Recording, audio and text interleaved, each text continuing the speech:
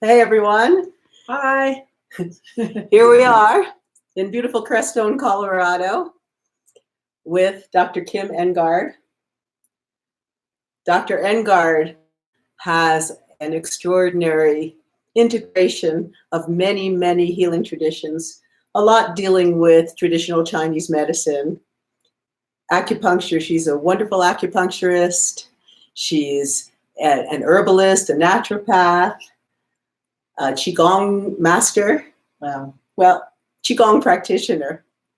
And we're here to talk about her unique insights into Qi energy and its integration into traditional Chinese medicine. Thank you for having me. Hi, everybody. I think what I want to talk about tonight was just the magic of Qi a little bit, the magic of Qigong, and how that's kind of played out in my life and what I've seen and how I've seen it help people, not just from doing classes and teaching, which I've done for 20 years, and certainly learned with many great masters who happen to be in the movie. So I'm very honored to be here.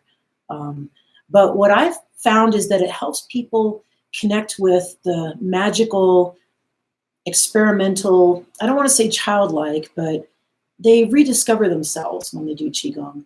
And I have seen that with teaching, I've seen that in my own life, and I've also seen that with my patients. So a lot of times, whether it's a mental emotional issue that people might need to work with, or a physical issue like a health issue, a body issue, sometimes if I use Qigong in my practice or with others, they have to start imagining their Qi, imagining the life force that moves within them.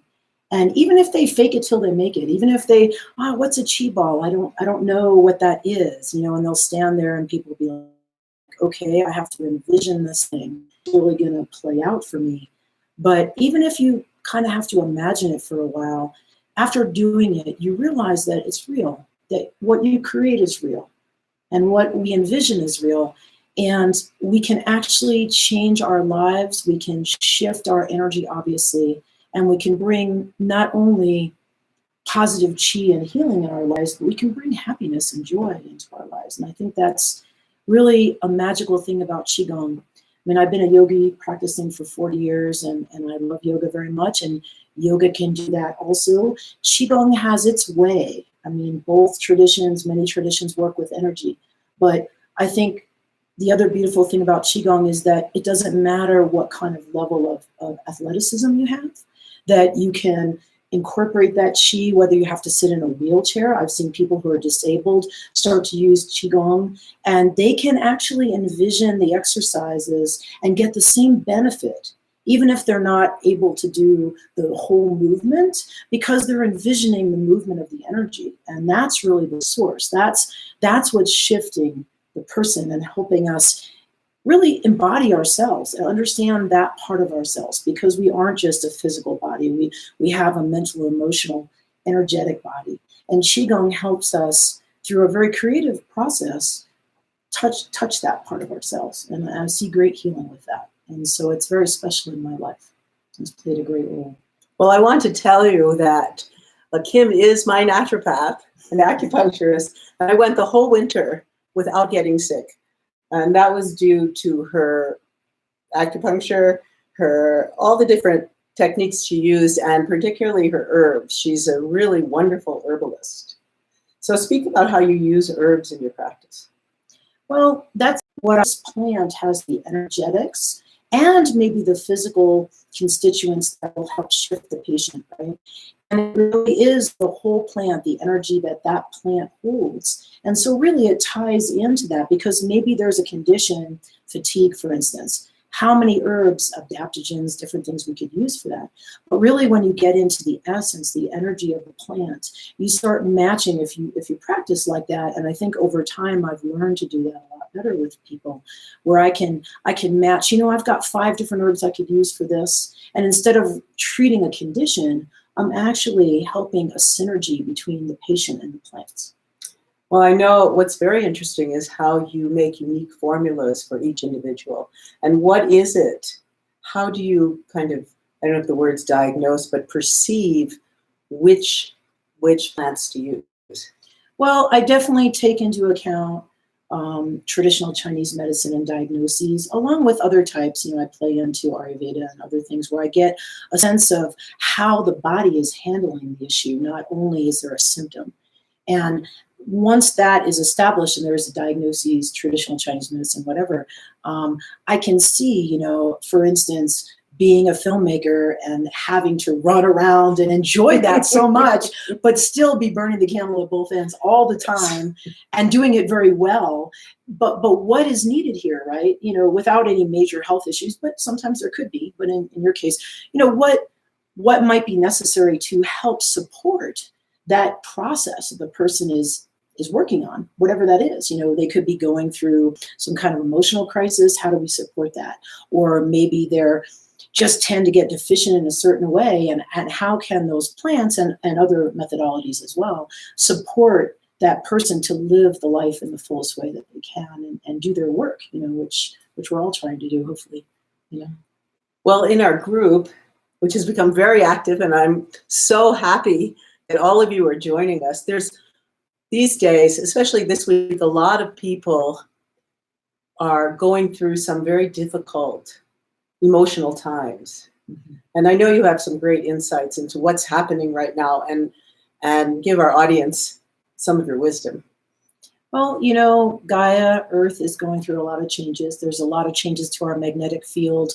There's a lot of solar flares and changes to our planet environment. And even if that's the simplest way to talk about it from a physics standpoint, those things affect us. The planet is an entity, and so are we, and we're in her chi field. And we are affected by those things, no matter what we're doing in our life. And when that energy shifts and there's higher vibration on the planet, it creates a way that we have to shed density. We have to shed heaviness, whether that's disease, sickness, emotional depression, being hard on ourselves, being hard on others. And part of that process, we have to recognize how that energy plays into our lives, what we're doing to ourselves, what our environment is creating for ourselves, and what environment we're putting ourselves in. And I think it's important, especially with my teachings and work that I do outside of my practice even, to help people understand the changes that are occurring and understand how they can support themselves through things like Qigong, plant medicine, whatever that might be, whatever healing is for them, meditation. Of course, Qigong, like yoga, incorporates meditation as well as movements, right? And it's a complete system, including foods. If you really get into the whole tradition, you'll see the fullness of it. And that's critical to using it in a way and embodying it so that it can help us be healed and help us maintain health. And that's true. In my practice, I try to be fairly macrobiotic about it. And what I mean by that, using the Japanese concept there, is that although I do use Chinese herbs, we see families of herbs around the planet. Some of the things we've been working on in Crestone is bringing people from other countries with other traditions, as in Tibetan medicine and stuff, and comparing, our plants here with their plants in Tibet or Nepal. And we see that there's families, and they'll say, "Oh, we have this plant, and what do you use it for? What do we use it for?" And so, kind of like seeing that's the earth as family, and understanding plants are like that too, And so they may not have the same exact usage in different climates, but the plant families are very large, and we can learn a lot about how they relate in where their environment is and what we can use them for.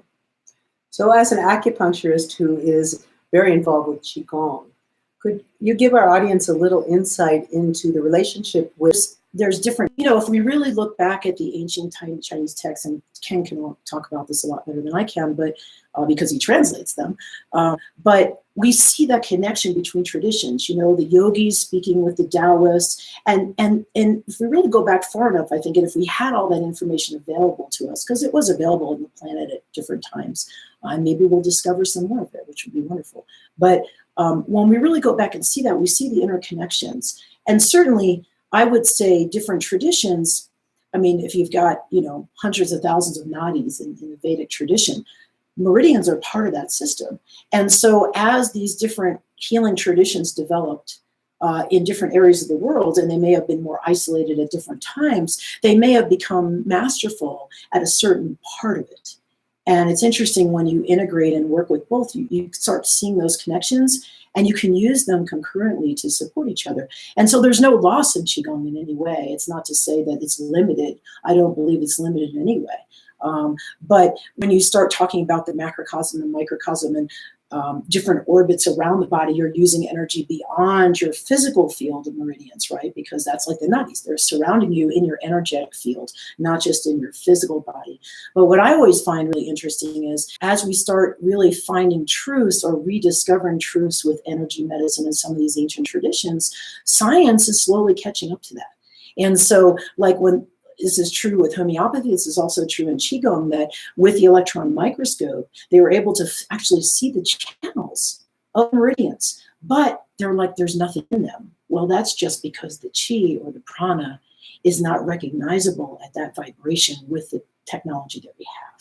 But the channels are there. And we know as people who are working with Qi and prana and working with the energy medicine that, oh yeah, there's something there. You know, the technology just hasn't gotten there. So slowly as time goes on, technology is moving very quickly, right? We're going to find that it's really bearing out truth to all these very ancient traditions that people perceived and used for health. And, you know, if we really look at that history and we look at times when it was in a Renaissance period, people had amazing health. And then we went through challenges and we're back to it again. But I think it's about the integration too. You know, not only in our lives, but between traditions and seeing how some of these wonderful methodologies that have been developed over thousands of years can still be so applicable to us today. In Qigong, there's a lot of movements that you're using the hands and scanning your body. And so I know you're using this, what do you call this point? Oh, well, it's a marma point, and it falls on the Sanjiao, the Sanjiao meridian, SI meridian. And so, you know, there are key points. So if we look at it from a Qigong perspective, an acupuncture perspective, or a nadi perspective in yoga or whatever, there's energy centers that vibrate in the body. And so they sometimes, and you know, we could take stomach 36 or something, certain areas of the body do 20. We can take those points and say these are energy centers where meridians might come together, and we harvest a lot of chi in those centers. And those are power points, just like the grounding on the bottom of your foot with kidney 1, right? We can find grounding. And so in Qigong, we might be using those points in acupuncture, right? It's the same system to focus our energy or our chi so that we can produce a certain result, as in grounding or actually spreading energy through those meridians that we might be using. So is there a relationship? I know that when I was trained in craniosacral, there was a kind of energy coming from the heaven, down the meridian, you know, up from the earth, into my heart, out through my hand, down through my arms and out through my hands. And so you're using different meridian systems with that. Yes. Right. And so what's interesting too is that in Tibetan tradition and other things that may not be specifically Qigong, we talk about central channel, right? Sushumna, so in the Vedic tradition also. And so Qigong works with that, right? As an inner point, and some of the really deep meditations that work at opening up pineal and things, just like the Vedic tradition, might use the central channel to clear that. And that, as we know, that's true in other traditions too, especially with meditative traditions. And so, you know, you might be using one main meridian, like Du or whatever, to move the chi, and then you may use an extraordinary channel or some other meridian to move that chi. And so you really can map it if you wanted to be detailed about it.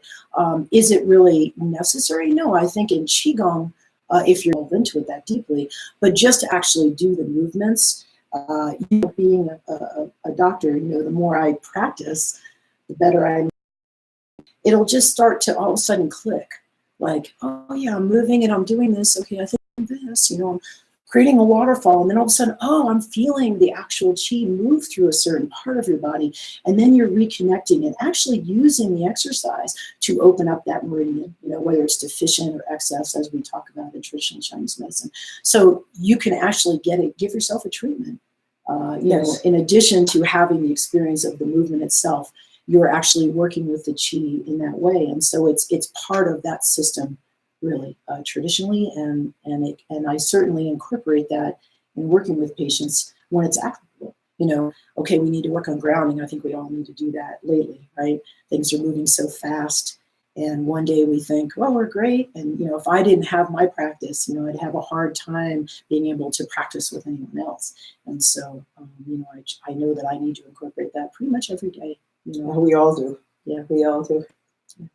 So how do people get in touch with you? Well, working on my connections with the Quantum Chi site. And I do have a website. I will be having my drkimengard.com site going up soon. We're in the process of changing things over. But I do have my practice site, Wildwoods Healing Arts, that's available.com. And there's information there about a little bit about some of my science background and what I've done beyond the energy medicine. But I'm looking forward to expanding that because of workshops and other outreach I've been doing on the web and nationally and internationally, teaching about energy medicine, you know, incorporating Qigong with yoga and chakra medicine, and just Tibetan showing those Buddhism. Connections, Tibetan Buddhism, Bun. Bun, a lot of other things. So We it's have the always fun same- and exciting. We have the same teacher of the Tibetan Bun tradition, Tenzin Wangyal Rinpoche. And Yes. I've learned a lot in a very short period of time, and remembered a lot as well. That's true. That's true. Yeah. So all of you, we have this amazing group and on Facebook. I think now we're over 2,500 people in about 6 weeks, and it's very active, and people having wonderful discussions. And to get to that group, you go to facebook.com/groups/Quantum Chi Energy. And also check out our Facebook page,